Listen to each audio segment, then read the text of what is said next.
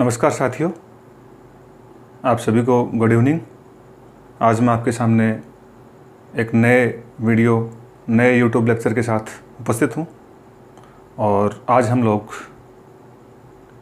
British राजनीतिक प्रणाली की मुख्य विशेषताओं को जानेंगे।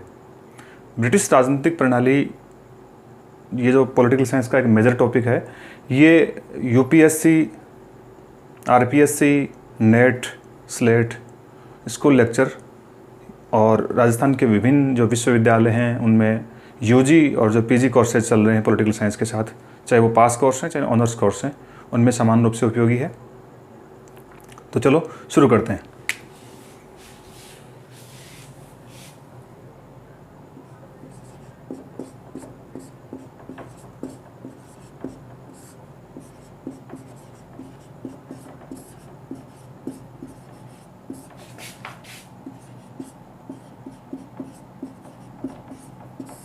ब्रिटिश राजनीतिक प्रणाली।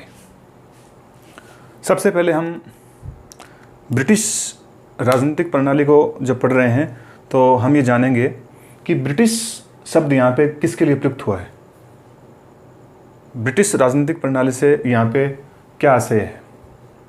तो कुछ शब्द मैं बोर्ड पे लिख रहा हूँ, आप ध्यानपूर्वक देखें।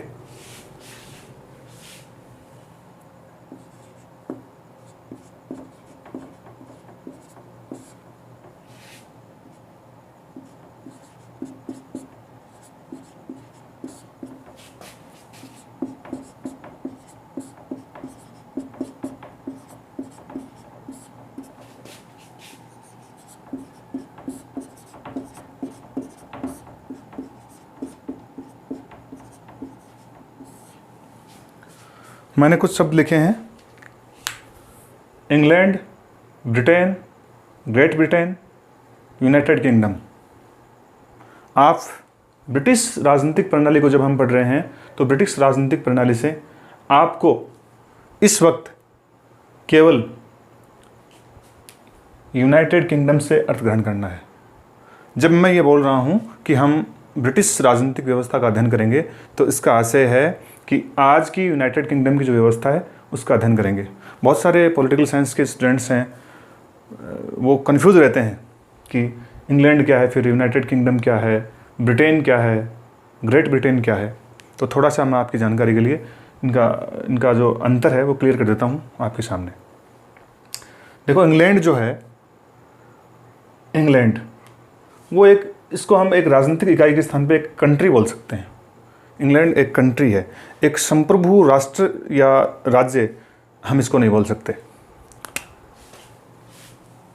यूरोप महाद्वीप का देश है इंग्लैंड। ब्रिटेन, देखिए ब्रिटेन जो शब्द है, ब्रिटेन शब्द हमें वेल्स प्लस इंग्लैंड, वेल्स और इंग्लैंड, वेल्स और इंग्लैंड को मिलाकर, यानी यूनाइटेड किंगडम के जो 4 देश हैं, 4 टेरिटरी हैं, उनकी 4 काउंटी हैं, उन 4 काउंटियों में से एक काउंटी का नाम इंग्लैंड है, एक का नाम इंग्लैंड है, एक का नाम वेल्स है, एक का नाम स्कॉटलैंड है और चौथी का नाम उत्तरी आयरलैंड है। तो 4 काउंटियों से बना है यूनाइटेड किंगडम। अब हम जब यूनाइटेड किंगडम के समानार्थी जब शब्द देखते हैं, कंफ्यूज होने वाले शब्द देखते हैं, तो ये शब्द हमारे सामने आते हैं: इंग्लैंड, ब्रिटेन, ग्रेट ब्रिटेन और लास्ट में यूनाइटेड किंगडम। तो वेल्स जो है और इंग्लैंड, 2 काउंटियों को अगर हम मिलाएं, यूरोप महाद्वीप के इन दो काउंटी को, 2 इकाइयों को मिलाएंगे, 2 देशों को मिलाएंगे, वेल्स को और इंग्लैंड को, तो बनता है ब्रिटेन। और इस ब्रिटेन में, यानी वेल्स प्लस इंग्लैंड, ये ब्रिटेन हो गया। इसमें अगर हम स्कॉटलैंड को और जोड़ दें, स्कॉटलैंड को जोड़ेंगे हम लोग, तो वेल्स, इंग्लैंड और स्कॉटलैंड तीनों को मिलाकर बनता है ग्रेट ब्रिटेन।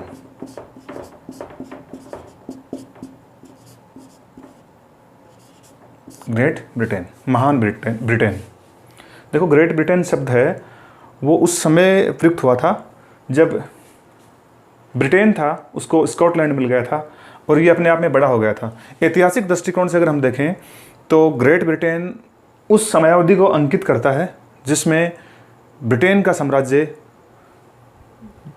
जो वर्ल्ड मैप है, दुनिया का मानचित्र है, उसके अधिकांश देशों, अधिकांश महाद्वीपों तक फैला था। ऐसा माना गया है कि वो ग्रेट ब्रिटेन की जो अवधि थी, जब ग्रेट ब्रिटेन बना हुआ था, तो उसके जो उपनिवेश थे, इतने उपनिवेश थे दुनिया में कि उनके शासन का कभी सूर्यास्त नहीं हुआ। तो ग्रेट ब्रिटेन है वो उसको मेंशन करता है। और फाइनली यूनाइटेड किंगडम देखो, ग्रेट ब्रिटेन जो बना है उसमें एक और इकाई मिलेगी अभी, ग्रेट ब्रिटेन प्लस उत्तरी आयरलैंड।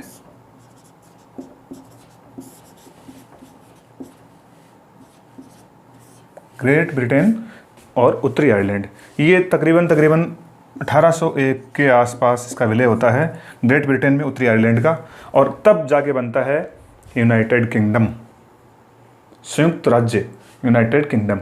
यद्यपि इसका ये संवैधानिक नाम नहीं है, संवैधानिक जो नाम है इसका वो है United kingdom of great Britain and northern Ireland.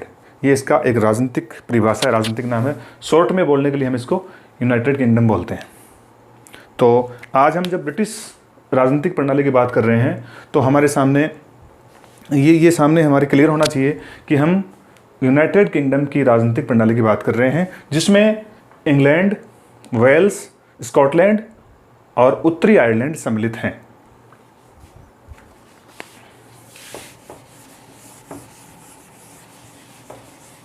तो ये तो कुछ भौगोलिक जानकारियाँ थी जो यूरोप महाद्वीप के इन छोटे छोटे देशों को जोड़ने से संबंधित थी। अब हम लोग यूनाइटेड किंगडम या ब्रिटिश राजनीतिक प्रणाली की कुछ विशेषताओं को देखेंगे कि कैसे वहाँ पे राजनीतिक प्रणाली है वो काम कर रही है शुरू से लेकर आज तक। तो ब्रिटिश राजनीतिक प्रणाली की हम पहली विशेषता अगर देखें तो नंबर 1, ब्रिटिश राजनीतिक प्रणाली की पहली विशेषता है वो है लोकतंत्र की प्रधानता और संवैधानिक राजतंत्र। तो मैं बोर्ड पे लिख रहा हूँ, लोकतंत्र की प्रधानता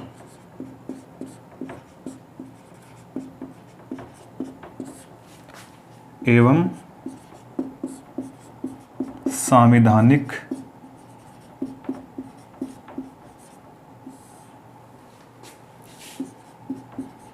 राजतंत्र। हम सब जानते हैं कि लोकतंत्र के उदय की शुरुआत अगर कहीं आधुनिक मध्यकाल के बाद में अगर कहीं हुई है तो वो स्थान है इंग्लैंड और जिसको हम बोल सकते हैं ब्रिटेन। लोकतंत्र की शुरुआत यहाँ हुई थी और आप सब लोगों ने इतिहास में एक क्रांति के बारे में ज़रूर सुना होगा, 1688 की गौरवमयी क्रांति।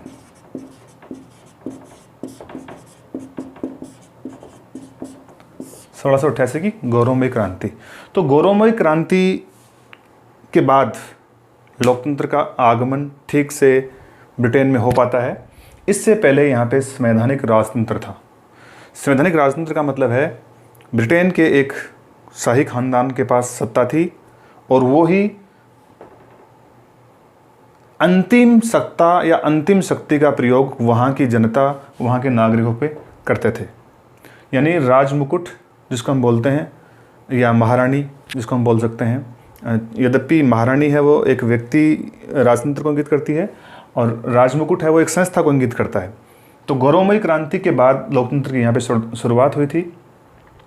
तो ब्रिटिश राजनीतिक प्रणाली की प्रमुख विशेषता ये है कि वहाँ पे लोकतंत्र की प्रधानता रही है।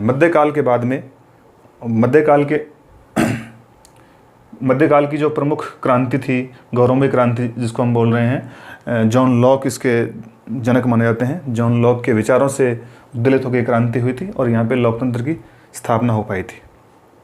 तो संवैधानिक राजतंत्र और लोकतंत्र की प्रधानता वाला देश है।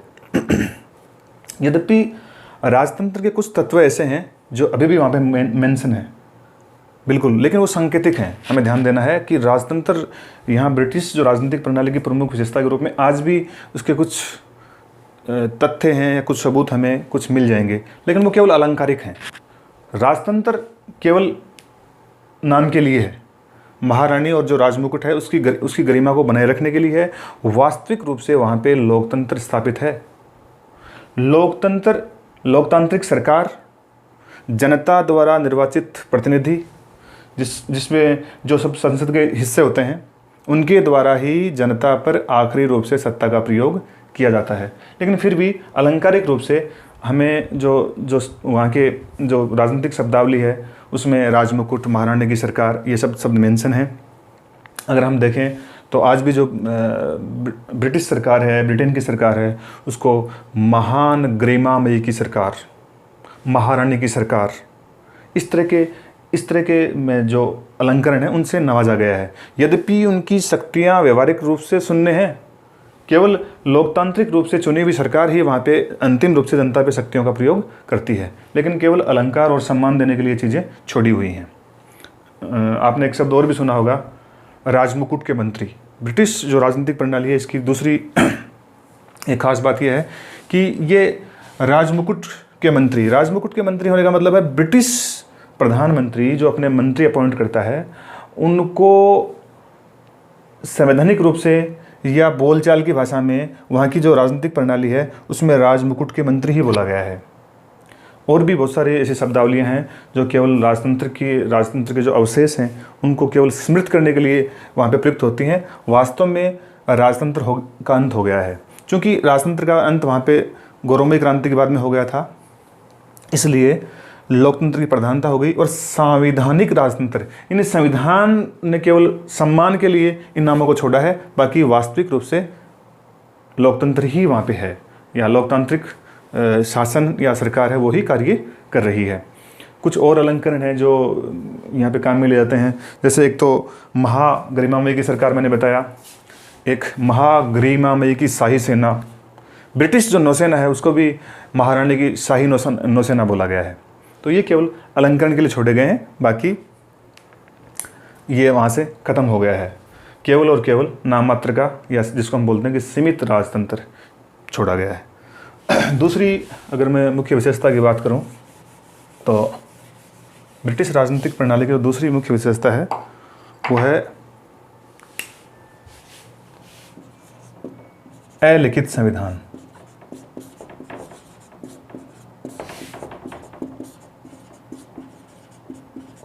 अलिखित संविधान। अलिखित संविधान का अर्थ आप बिल्कुल इस तरह से ग्रहण नहीं करें कि वहाँ पे किसी संविधान में कुछ भी नहीं लिखा हुआ है।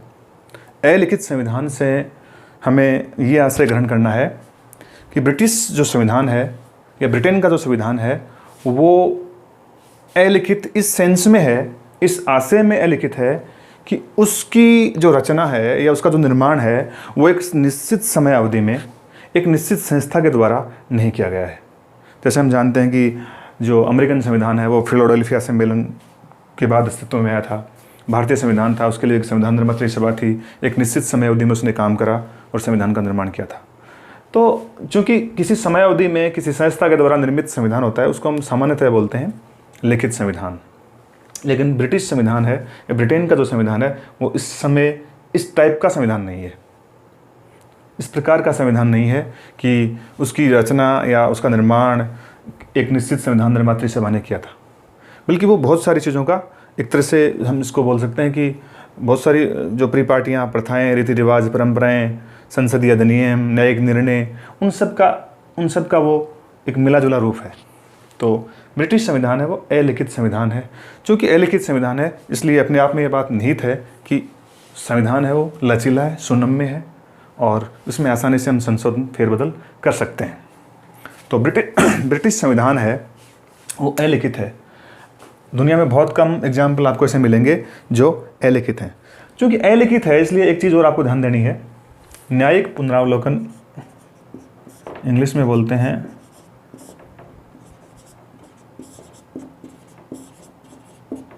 जुडिशियल रिव्यू, न्यायिक पुनरावलोकन। न्यायिक पुनरावलोकन ब्रिटिश राजनीतिक प्रणाली का हिस्सा नहीं है। हम सब जानते हैं कि भारत में संविधान की सर्वोच्चता स्थापित की गई है, संविधान सर्वोच्च है और संविधान के विरुद्ध बनने वाली कोई भी विधि चाहे वो केंद्रीय संसद ने बनाई हो, केंद्रीय विधायिका संसद ने बनाई हो, या किसी राज्य की विधानसभा ने बनाई हो, वो विधियाँ यदि संविधान के साथ प्रतिकूल हैं तो वो उसी मात्रा में शून्य हैं। और ये शक्ति हमारे सुप्रीम कोर्ट को और हाई कोर्ट को मिली हुई है कि भारत में जो संविधान है वो सर्वोच्च है, और उसको क्षति पहुंचाने वाली कोई विधि, उसको कमज़ोर करने वाली कोई विधि अगर निर्मित होती है तो भारत के सुप्रीम कोर्ट को अधिकार है कि वो उस मात्रा में उस विधि को शून्य घोषित कर दे जिस मात्रा में वो संविधान का, उस कानून का या संवैधानिक मूल्यों का या प्रबंध जो उपबंध हैं उनका उल्लंघन करती है। तो न्यायिक पुनरावलोकन की वहाँ पे बिल्कुल भी गुंजाइश नहीं है। तो हम ये कह सकते हैं कि दुनिया के अधिकांश जो लोकतंत्र हैं, विशेष रूप से वो लोकतांत्रिक व्यवस्थाएं जो सेकेंड वर्ल्ड वार के बाद अस्तित्व में आई थी, उनमें संवैधानिक सर्वोच्चता, सब में लिखित संविधान है और संवैधानिक सर्वोच्चता स्थापित है। इसके उलट ब्रिटेन है, उसमें संविधान की सर्वोच्चता के स्थान पे संसदीय सर्वोच्चता को स्थापित किया गया है। तो ये एक और इसका महत्वपूर्ण बिंदु है। अब अगर आपके दिमाग में ये विचार आ रहा हो कि भाई उसका जो संविधान है, ब्रिटिश संविधान है, फिर वो किस तरह का होगा, जैसे अपना जो लिखा हुआ है द कॉन्स्टिट्यूशन ऑफ इंडिया वो होगा या कुछ, तो मैं आपको बता देता हूँ कि ब्रिटिश जो संविधान है उसके स्रोत क्या हैं। जो अलिखित संविधान है, इसके बावजूद भी इसका अधिकांश जो हिस्सा है वो किस तरह से लिखा हुआ है। देखिए उसके बहुत सारे स्रोत हैं। स्रोतों में अगर हम बात करें तो देखो, संसदीय अधिनियम, समय समय पर जो ब्रिटिश संसद है उसके द्वारा पारित अधिनियम है वो अब वहाँ के संविधान का हिस्सा माने जाने लगे हैं। विशेष रूप से मैं 1911 के अधिनियम को आपको बताना चाहूँगा। 1911 के संसदीय अधिनियम में वर्तमान जो लोकतंत्र है उसकी अधिकांश जो लोकतांत्रिक व्यवस्थाएं हैं उनको रेगुलेट कर दिया गया था। दूसरा स्रोत हम मान सकते हैं न्यायिक निर्णय। न्यायपालिका द्वारा समय समय पर दिए गए निर्णय हैं वो भी अब संविधान का हिस्सा बन गए हैं। फिर देखो परंपरा, प्रथा, ये परंपराएं और जो प्रथाएं हैं ये भी ब्रिटिश संविधान का हिस्सा हैं। एक रोचक, आपने अगर किसी प्रथा का नाम सुना होगा तो एक बड़ी रोचक प्रथा है कॉमन सभा का स्पीकर। जो ब्रिटिश पार्लियामेंट है उसके लोअर हाउस के जो स्पीकर हैं, कॉमन सभा के स्पीकर, उसके लिए वहाँ पे एक परंपरा बनी हुई है कि कॉमन सभा का स्पीकर एक बार स्पीकर बना तो वो सदा के लिए स्पीकर हो गया। अर्थात कोई व्यक्ति एक बार स्पीकर निर्वाचित हो गया तो वो फिर आजीवन स्पीकर रहता है, क्योंकि ऐसी प्रथाएं वहाँ पे विकसित हो गई हैं, ऐसी प्रथाएं हैं। और ये लोग, जो ब्रिटिश राजनीतिक संस्कृति है इसमें ब्रिटिश जो लोग हैं वो अपनी प्रथाओं को बहुत अत्यधिक महत्व प्रदान करते हैं। तो ब्रिटिश कॉमन सभा का स्पीकर एक बार बन गया तो ऐसा माना जाता है कि वो सदा के लिए बन गया। फिर एक बार स्पीकर बना, फिर नियत समय पर चुनाव भी हुए, दोबारा वो चुनाव में गए। तो ऐसी परंपराएं हैं वहाँ पे कि स्पीकर के सामने कोई चुनाव ही नहीं लड़ेगा, किसी ने फॉर्म ही नहीं भरा। जब चुनाव हुए ब्रिटेन में, आम चुनाव हुए, तो यहाँ पे कोई उसके साथ खिलाफ चुनाव नहीं लड़ता है। तो पहली बात तो ये तय है कि जब कोई चुनाव नहीं लड़ा तो फिर निर्विरोध उसका विजयी होना निश्चित है। दूसरी, जब निर्विरोध विजयी होगा वो, तो हम देखते हैं कि पार्लियामेंट में, हाउस ऑफ कॉमन्स में जब पहुंचता है वो, तो उसके खिलाफ फिर स्पीकर बनने के लिए कोई दूसरा उम्मीदवार नहीं होता है। तो सामान्यतः इस तरह की प्रथाएं हैं जो विशुद्ध रूप से आज भी वहाँ पे चली आ रही हैं। तो प्रथाएं हैं वो वहाँ के संविधान का बहुत, मैं मान सकता हूँ कि बहुत बड़ा हिस्सा है, मेजर हिस्सा है। ये एक और इम्पोर्टेंट बात है।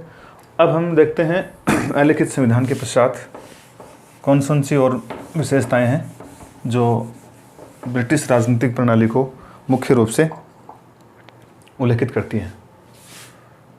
तीसरी विशेषता के रूप में देखो, हम देख सकते हैं एकात्मक शासन।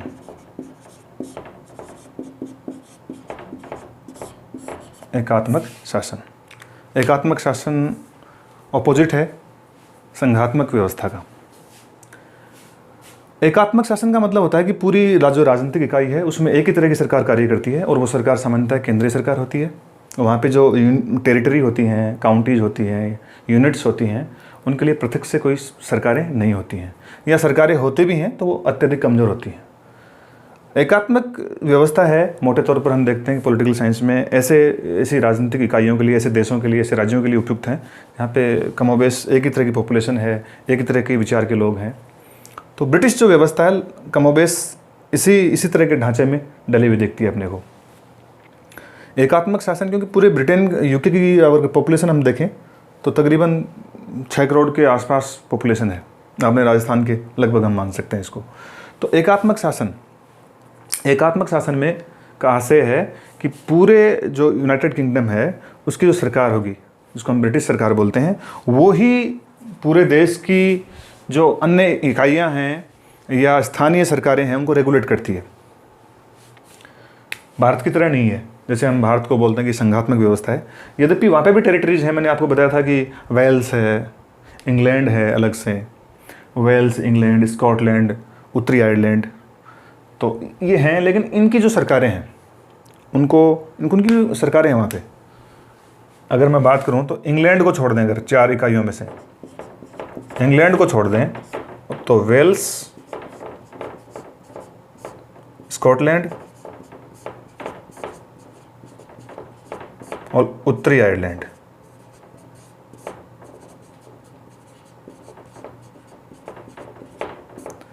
इंग्लैंड को छोड़कर वेल्स, स्कॉटलैंड और उत्तरी आयरलैंड, ये तीनों जो इसकी इकाइयां हैं, इनकी तीनों की पृथक पृथक विधानसभाएं हैं वहाँ पे।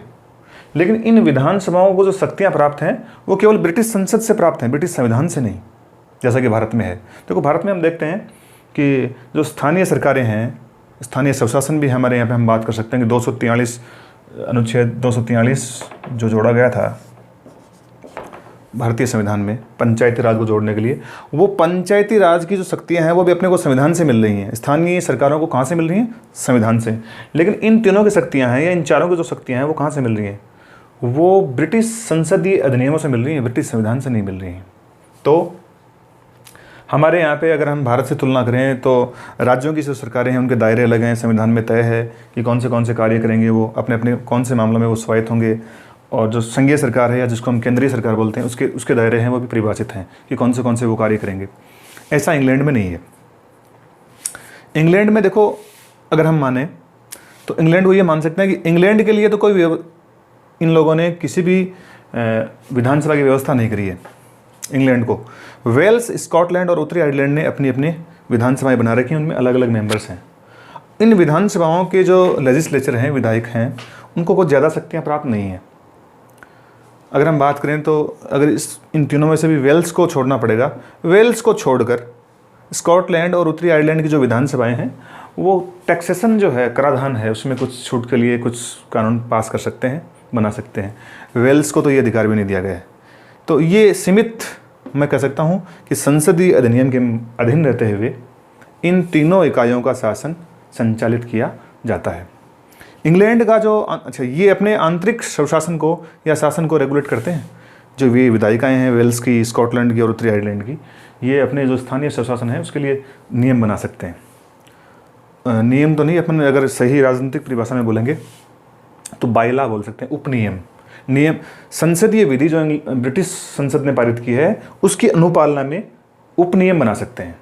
तो ये जो इंग्लैंड है, फिर आपके दिमाग में आता होगा कि भाई ये जब ये वेल्स, स्कॉटलैंड और उत्तरी आयरलैंड इनके स्थानीय स्वशासन के लिए या स्थानीय शासन के लिए तो इन लोगों ने या इन इकाइयों में लेजिस्लेचर या विधायिकाएँ बनी हुई हैं। इंग्लैंड का कैसे चलता है? तो देखो ये मेंशन है इंग्लैंड की, जो मैं बता रहा हूँ अलग यूनिट है जो इंग्लैंड, उसकी जो आंतरिक व्यवस्था है उसके लिए वहाँ पे तय है एक परंपरा के रूप में कि ब्रिटिश गृह मंत्री, यानी ग्रेट ब्रिटेन का, या हम राजनीतिक इकाई के रूप में बोल सकते हैं कि ब्रिटिश गृह मंत्री है वो इंग्लैंड के आंतरिक मामलों का नियमन करता है। इंग्लैंड की जो आंतरिक व्यवस्थाएं हैं उसके लिए जो अधिकृत व्यक्ति है वो पदेन है। जो व्यक्ति भी ब्रिटिश सरकार में गृह मंत्री का पद संभाल रहा है वो इंग्लैंड की आंतरिक व्यवस्थाएं हैं उनके लिए उत्तरदायी है। तो हम ये मान सकते हैं कि एकात्मक शासन प्रणाली है वो नेचुरल है इनके लिए, क्योंकि एकात्मक शासन प्रणाली के लिए जो आवश्यक सीमाएं होती हैं वो पूरा करता है। छोटा है, पॉपुलेशन भी ज़्यादा नहीं है, एरिया भी बहुत वाइड नहीं है, और जो जनसंख्या है उसकी भी एक रूपता है।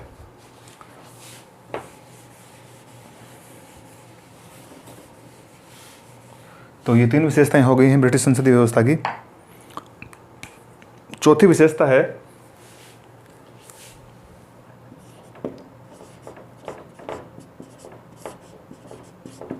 वेस्टमिंस्टर प्रणाली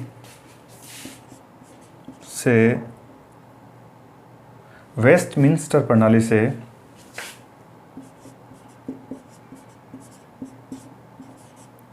संसदीय प्रभुता तक। पॉलिटिकल साइंस के स्टूडेंट होने के नाते शायद आपको ये वेस्टमिंस्टर प्रणाली, ये जो शब्द है, विशेष रूप से ये शब्द वेस्टमिंस्टर प्रणाली, ये शब्द बार बार सुना होगा आपने। वास्तव में वेस्टमिंस्टर प्रणाली है वो किसको इंगित करती है और इसका वास्तविक अर्थ क्या है? तो वेस्टमिंस्टर एक शहर का नाम है, एक्चुअल में एक सिटी का नाम है, और इसका पूरा नाम है द सिटी ऑफ वेस्टमिंस्टर। और ये जो लंदन है की राजधानी लंदन का जो केंद्रीय इलाका है उसमें ये वेस्टमिंस्टर सिटी है, इसको हम जिला बोल सकते हैं। और इस वेस्टमिंस्टर सिटी में एक महल है जिसमें ब्रिटिश संसद स्थापित है। हम सब जानते हैं कि ब्रिटिश संसद है वो संसदों की जननी है, और संसदीय इतिहास की जो शुरुआत होती है वो इंग्लैंड से होती है। देखो, अगर अब पुरानी बुक्स में हम देखेंगे तो हम देखेंगे भाई इंग्लैंड की संसद है वो संसदों की जननी है, उसमें ब्रिटिश शब्द नहीं आएगा कहीं भी, या यूके नहीं आएगा, क्योंकि उस समय तक इंग्लैंड ही था। तो चूंकि लंदन है वो इंग्लैंड जो उसकी काउंटी है उसमें स्थित है, और उस लंदन का एक इलाका है उसका नाम है द सिटी ऑफ वेस्टमिंस्टर, उसमें स्थित है वहाँ की संसद, वहाँ के एक महल में वो पार्लियामेंट स्थित है, इसलिए बोलते हैं वेस्टमिंस्टर प्रणाली। यानी संसदीय प्रणाली का दूसरा नाम क्या है? वेस्टमिंस्टर प्रणाली। तो संसदीय प्रणाली जो शुरू हुई थी वो स्टार्ट होने से लेकर कहाँ तक पहुँची है? वो संसदीय प्रभुता। यानी जब शुरुआत हुई थी तब तो केवल एक संसदात्मक शासन प्रणाली के लिहाज से हुई थी, लेकिन अब वो कहाँ पहुँच गई है? संसदीय प्रभुता, संसदीय सर्वोच्चता। संविधान में पहले बता चुका हूँ आपको, वहाँ पे सर्वोच्च नहीं है। क्या सर्वोच्च है? वहाँ पे संसद ही सर्वोच्च है। और संसद की सर्वोच्चता के बारे में अगर आपने सुना हो तो डी लॉम एक प्रसिद्ध स्कॉलर रहे हैं। डी लॉम ने जो ये संसद है, ब्रिटिश संसद है, जिसकी शुरुआत इंग्लैंड से हुई, जो आज हम ब्रिटिश संसद बोलते हैं उसको, उसके बारे में डी लॉम ने कहा था कि ब्रिटिश संसद स्त्री को पुरुष और पुरुष को स्त्री करने के सिवाय सब कुछ कर सकती है। ये जो एक स्टेटमेंट था डी लॉम का, ये इंडिकेट करता है कि ब्रिटिश संसद को कितनी शक्तियाँ प्राप्त थी। देखो, हम लोग जानते हैं कि जो संसदीय प्रणाली है वो भारत ने कहाँ से ग्रहण की है? ब्रिटेन से। जापान ने कहाँ से ग्रहण की है? ब्रिटेन से। लेकिन भारत की और जापान की जो संसदीय प्रणालियाँ हैं वो यहाँ से ग्रहण करने के बावजूद भी मौलिक अंतर लिए हुए हैं। ब्रिटिश जो प्रणाली है संसदीय प्रणाली, उससे मौलिक अंतर है इन दोनों में। हमारे यहाँ पे लिखित संविधान है, और लिखित संविधान होने के कारण यहाँ पे क्या हो गया? संसदीय प्रभुता के स्थान पर संविधान की सर्वोच्चता स्थापित हो गई। संविधान की सर्वोच्चता स्थापित हो गई यहाँ पे, जबकि यहाँ पे क्या रह गया? संसदीय प्रभुता, क्योंकि संविधान क्या था? अलिखित था। अलिखित का मतलब हो गया वो ठीक से लिपिबद्ध नहीं था, संविधान को बहुत अधिक ताकतवर नहीं माना गया स्टार्टिंग से। यानी संसदीय जो प्रणाली थी उन पे ही विश्वास रहा था, संविधान पे ज़्यादा विश्वास नहीं रहा था। संसदीय प्रभुता, तो संसदीय प्रभुता का मतलब है संसद की शक्ति है वो। प्रभुता शब्द देखो आप, प्रभु ईश्वर को मेंशन करता है, तो संसदीय प्रभुता है, इसका आशय है कि संसद है वो प्रभु के समान संप्रभु है, या प्रभु के समान शक्तियों को धारण करती है। तो संसद है वो, हम जानते हैं कि उसकी जो शक्ति है वो यहाँ पे असीम शक्तियाँ हैं।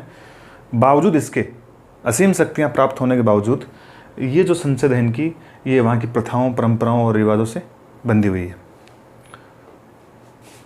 एक उदाहरण से अगर हम समझना चाहें संसदीय प्रभुता को, तो हम ये समझ सकते हैं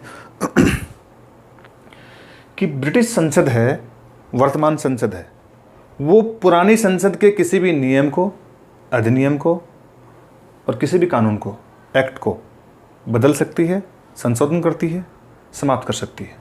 वर्तमान ब्रिटिश संसद, प्राचीन जितनी कोई भी संसद रही हो, कोई भी कानून उसने बनाया होगा। मैंने अभी आपको बताया कि 1911 का जो एक्ट है वो उसकी संविधान का एक मौलिक पार्ट है, एक भाग है, बड़ा हिस्सा है। लेकिन ब्रिटिश संसद अब चाहे तो उसको भी बदल सकती है, उसमें संशोधन कर सकती है, उसको वहाँ से हटा सकती है, उन्मूलन कर सकती है उसका।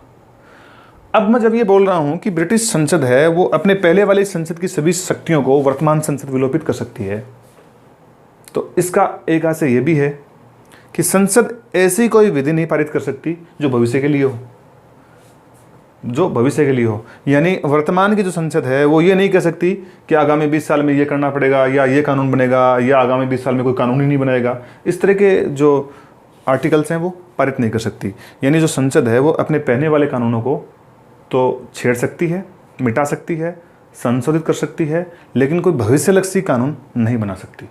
यही उस पर सीमा है। वैसे इस पर कोई सीमा नहीं है, लेकिन लोकमत एक बड़ा कारण है जो उस पर सीमा बनाता है। लोकमत। अगर ब्रिटिश संसद कोई ऐसा कानून बनाना चाहे कि भाई जितने भी काले लोग हैं यहाँ पे रह रहे हैं उनको सबको मार दिया जाए या गोली मार दी जाए, तो ऐसा कानून बनाना कानूनी रूप से ब्रिटिश संसद की सीमाओं के दायरे में है, लेकिन उस पर जो बंधन है वो है राजनीतिक लोकमत का। राजनीतिक रूप से अगर ऐसा कानून बन गया तो उससे लोकमत का क्या फ़र्क पड़ेगा? यही एक सीमा है जो उस पर बनी हुई है। कानूनी रूप से गलत नहीं है ऐसा कानून बनाना कि भाई काले हैं या महिलाओं को गोली मारी जाए, मतलब किसी एक वर्ग को नुकसान पहुंचाया जाए, ऐसा कानून बनाने के लिए वो अधिकृत है। लेकिन लोकमत है वो एक उसको रोके हुए है, वो उसकी सीमाओं में होते हुए भी उसको इस तरह के कानून बनाने से रोकता है। चौथी अगर हम देखें तो अगर हम बात करें आलोचकों की और जो ब्रिटिश संसद है उसकी जो बात करने वाले लोग हैं उनकी बात करें तो एक बड़ा इश्यू ये आता है कि क्या ब्रिटिश संसद है वो संप्रभु है। आपने नाम सुना होगा EU का, यूरोपीय यूनियन। अभी ब्रेग्जिट हुआ नहीं है, यूरोपीय यूनियन से यूनाइटेड किंगडम है वो बाहर नहीं आया है, वहाँ पे काफ़ी राजनीतिक विवाद का विषय रहा है ये। लेकिन EU की जो संसद है, यूरोपीय संघ की संसद, यूरोपीय यूनियन की जो संसद है, EU का हिस्सा है UK। तो यूरोपीय यूनियन की जो संसद है उसके द्वारा पारित विधि को UK की सरकार अपने क्षेत्र में लागू करने के लिए वचनबद्ध है। वचनबद्ध का आशय है कि ऐसा करने के लिए वो पूरी तरह से कानूनी रूप से बाध्य नहीं है, लेकिन ऐसा वो इससे, यानी यूरोपीय यूनियन है ना, यूरोपीय यूनियन से ऐसा हम मान सकते हैं कि यूरोपीय यूनियन के संविधान में ऐसा मेंशन है कि उसके जो सदस्य देश हैं उनकी संसदों से कुछ कानून अगर इधर उधर हैं तो वो वहाँ पे होंगे। इसी की अनुपालना में हम माने तो ये मान सकते हैं कि आलोचक ये कहते हैं कि जब यूरोपीय यूनियन में ब्रिटेन शामिल हो गया, UK शामिल हो गया, तो ये एक उसकी जो संसदीय प्रभुता है उस पर एक तरह से एक स्टेप क्रॉस हुआ है, यानी उसकी जो ताकत है वो वास्तविक रूप से कुछ कम हुई है। तो ब्रिटिश संसद की संसदीय प्रभुता कुछ हद तक हम मान सकते हैं कि वो नियंत्रित हुई है यूरोपीय यूनियन की संसद के दिन। 4 महत्वपूर्ण विशेषताओं के बाद चलते हैं हम अगली विशेषता की ओर, और 5वीं जो विशेषता है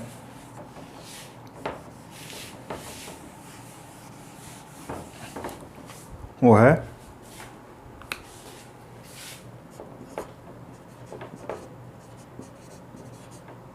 मतज्ञ पर आधारित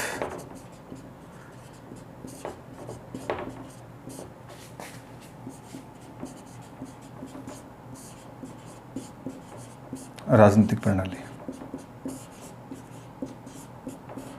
मतज्ञ यानी मत की एकता, मतज्ञ पर आधारित राजनीतिक प्रणाली। देखिए, ब्रिटिश जो राजनीतिक प्रणाली है वो कमोबेश 17वीं शताब्दी के शुरुआत तक या उसके अंत तक हम मान सकते हैं कि 17वीं शताब्दी की जो शुरुआत उसके अंत हुआ था, यानी ये डेट मेंशन करें तो 1688 की क्रांति। उसके बाद में जो ब्रिटिश राजनीतिक प्रणाली है उसकी जो ताकत है, शक्तियाँ हैं, वो स्थिर हो गई हैं। यह हम मान सकते हैं उसका जो बाहरी ढांचा है वो वही है जो 1688 की गौरवमय जो क्रांति है उसके पश्चात आया था। तो मतैक्य पर आधारित राजनीतिक प्रणाली का अर्थ है कि ब्रिटिश प्रणाली जो है या ब्रिटेन की जो संसद है उसमें ऐसा नहीं है कि सभी विषयों को लेकर, सभी नीतियों को लेकर, सभी कानूनों को लेकर या सभी तरह की जो व्यवस्था है उनको लेकर लोगों में मत एकता है या मत की एकता है। सभी एक जैसा ही सोचते हैं, सभी एक जैसा ही मानते हैं, ऐसा नहीं है। जब मैं ये मतैक्य शब्द काम में ले रहा हूँ, मत की एकता, तो उसका मतलब ये है कि ब्रिटिश जो प्रणाली है उसकी जो राजनीतिक हिस्से हैं उन हिस्सों में इस बात पे सहमति है कि किसी विषय पर विवाद हो तो विवादों के हल होने की प्रक्रिया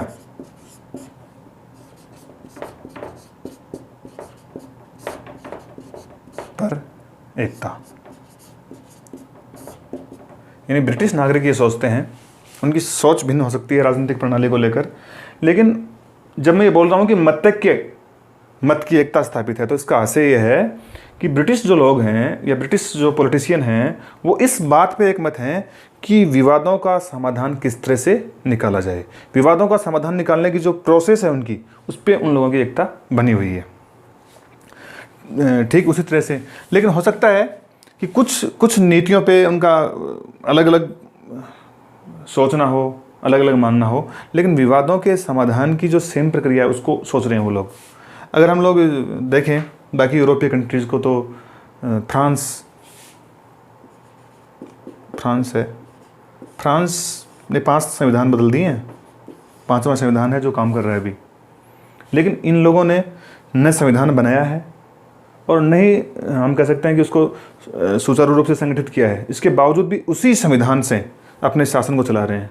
वहाँ पे इस तरह का कोई बहुत बड़ा आंदोलन या बहुत बड़ा कोई विचार इस तरह से अस्तित्व में नहीं आया कि संविधान को बदला जाए या संविधान को बदलने की ज़रूरत उनको महसूस हुई हो। ऐसा कोई इश्यू वहाँ पे पैदा नहीं हुआ। वो इसलिए नहीं पैदा हुआ क्योंकि वो लोग अपनी इस राजनीतिक प्रणाली को, जो वेस्टमिंस्टर प्रणाली है, उसमें इस बात पे सहमत हैं कि विवादों के हल होने की प्रक्रिया कैसी होगी, उस पर सभी लोगों की आम राय है या सहमति है। तो अपने आप में एक अनोखी विशेषता है ये। और 5 विशेषताओं के बाद एक और महत्वपूर्ण विशेषता की ओर हम बात करते हैं और वह है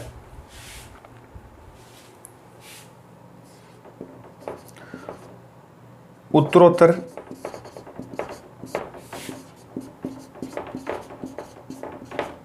परिवर्तन में विश्वास रखने वाली व्यवस्था।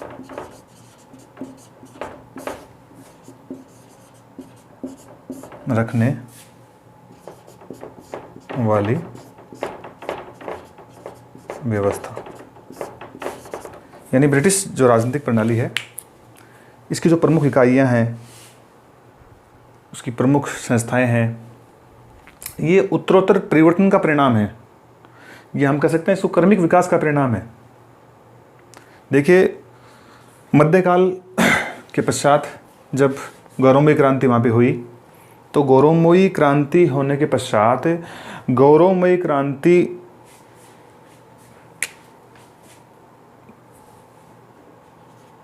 के द्वारा प्रदत्त अधिकार, ये आप इस शब्द को मेंशन करें। गौरवमयी क्रांति के पश्चात ब्रिटिश राजनीतिक प्रणाली की जो मुख्य विशेषता परिलक्षित हुई थी वो ये हुई थी कि जो अधिकार थे, जो पावर्स थे, जो शक्तियाँ थी, वो ब्रिटिश राजमुकुट से या महाराणी से निकलकर किसके पास आ गई थी? संसद के पास। और देखो, संसद के पास आने में यानी क्राउन से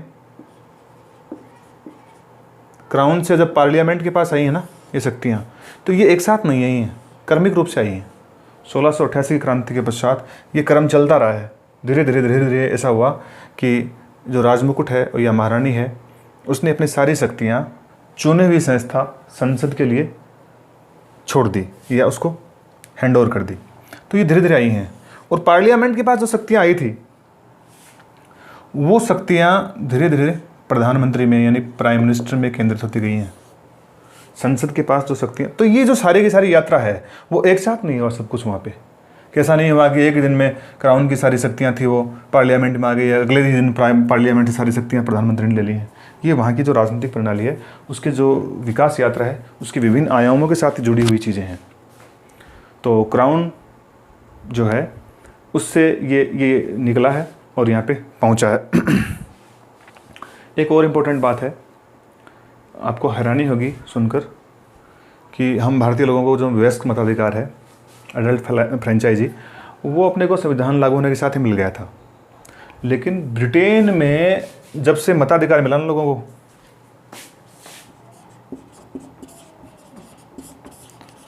मताधिकार शुरू में जिनको मिला था, कुछ वर्गों को मिला था। पहले कुछ कुलीन वर्गों को मिला, फिर पुरुषों को मिला, फिर महिलाओं को मिला, फिर सबको मिला, मध्यम वर्ग को मिला, वंचितों को मिला, ऐसे मिलते मिलते यानी मताधिकार की शुरुआत ब्रिटेन में जब से हुई है, वहाँ से लेकर और वयस्क मताधिकार तक ये व्यवस्था पहुँची है। वहाँ पे भी 18 वर्ष ही है भारत की तरह, यानी मताधिकार शुरू होने से लेकर वयस्क मताधिकार देने तक की प्रक्रिया में ब्रिटिश राजनीतिक प्रणाली को 100 वर्ष से भी अधिक का समय लगा। तो ये इनके क्रमिक दृष्टिकोण को इंगित करती है। एक और महत्वपूर्ण बात है कि ये लोग ब्रिटिश राजनीतिक प्रणाली के जो मुख्य इकाइयाँ हैं, संस्थाएं हैं, पॉलिटिकल लीडर्स हैं, वहाँ के लोग हैं, वो उनका दृष्टिकोण है वो साइंटिफिक है, वैज्ञानिक है, और वो कार्य साधक, एक शब्द काम में आता है कार्य साधक, कार्य करने वाले दृष्टिकोण को धारण करने वाले लोग हैं। देखो 1688 में गौरवमयी क्रांति हुई थी, हम लोगों ने सुना कि कहीं भी एक रक्त की बूंद तक नहीं गिरी, और चुपचाप जो क्राउन था, राजमुकुट था, उसने सारे अधिकार सौंप दिए। वो जनता की इस तरह से अदृश्य मांग थी, उसको समझ लिया उसने समय की नज़ाकत को, और ये अधिकार सौंप दिए। और बाकी यूरोपीय देशों को हम देखें तो हम देखते हैं कि जैसे फ्रांस में रिवोल्यूशन हुआ था 1789 में, फ्रांस की क्रांति हुई। अब फ्रांस की क्रांति में किस तरह के देखो ऐसे क्या बोलते हैं उसके, ऐसे नारे थे उसके, ऐसे आदर्श थे जो स्थापित किए गए थे पहले, बाद में उनको अर्जित करने का प्रयास किया गया था। जैसे आपने सुना होगा एक क्रांति का नारा था स्वतंत्रता, समानता, बंधुत्व, इस तरह के नारे थे जो यानी ऐसे आदर्श थे जो बाकी यूरोपीय देशों ने स्थापित किए थे, उसके बाद में उनको अर्जित किया था। लेकिन जो ब्रिटिश राजनीतिक प्रणाली है उसकी जो विभिन्न इकाई हैं, इन लोगों ने इस तरह से कोई अमूर्त सिद्धांत और आदर्श नहीं बनाए कि उनके लिए फिर बाद में लड़ाइयाँ लड़ी हों, संघर्ष किए हों, ऐसा नहीं हुआ है। तो ये मोटे तौर पर इस ब्रिटिश जो राजनीतिक प्रणाली है इसकी ये मुख्य बातें हैं। आज के इस वीडियो में इतना ही। मैं फिर उपस्थित होऊंगा आपके सामने एक नए वीडियो के साथ। धन्यवाद।